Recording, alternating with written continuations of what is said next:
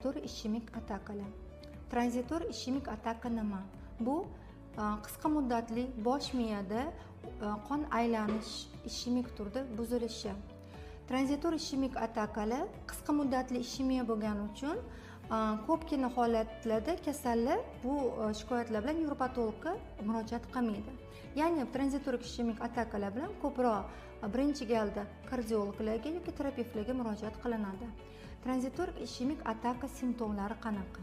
Tranzitor ishemik ataka bu deyarli chaqaloqni yosh go'daklik paytidan birinchi tug'ilgan soatlaridan to qari odamgacha kuzatilishi mumkin bo'lgan simptomlar. Ya'ni bu gipoksiya, o'tkir gipoksik holat, ishemik holat. Tranzitor ishemik atakalarning 3 ta davri bor. Birinchi davr bu yengil davr, ya'ni 10 minutgacha davom etadigan davr.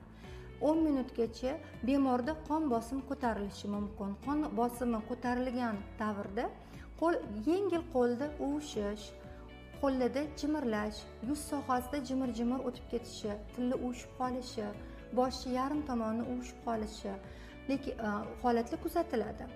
Har doim ham qon bosimi bilan kuzatilmasligi mumkin. Bemor shu holatni o'zida sezib, soat qaragandan keyin 5-10 daqiqada bu narsa o'tib ketadi va har doimgi o'ziga eski holatiga tushib, ya'ni ishini davom ettirib ketaveradi, vrachga murojaat qilmaydi.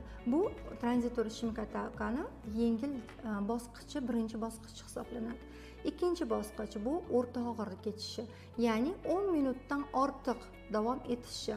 Ya'ni qon bosim ko'tarildi.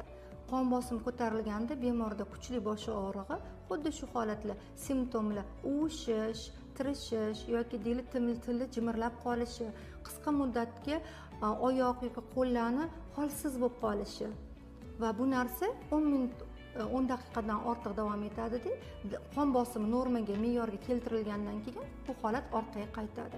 Bu holatda bemorlar uzoqroq davom etgani uchun darrov yo tez yordam chaqirishadi yoki kardiolog huzuriga borishadi qabuliga.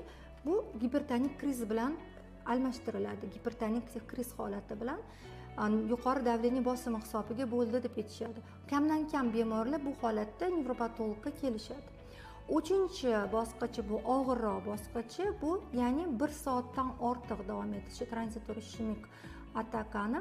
Bunda ham MRTlarda deyli, yengil bosqichda MRTda hech qanaqa o'zgarish yuzaga kelmasa, o'rta bosqichda qisman yengil holatlar yuzaga keladi. O'rta og'ir darajasi ko'proq surunkali kasali bor bo'lgan bemorlarda, qandli diabet,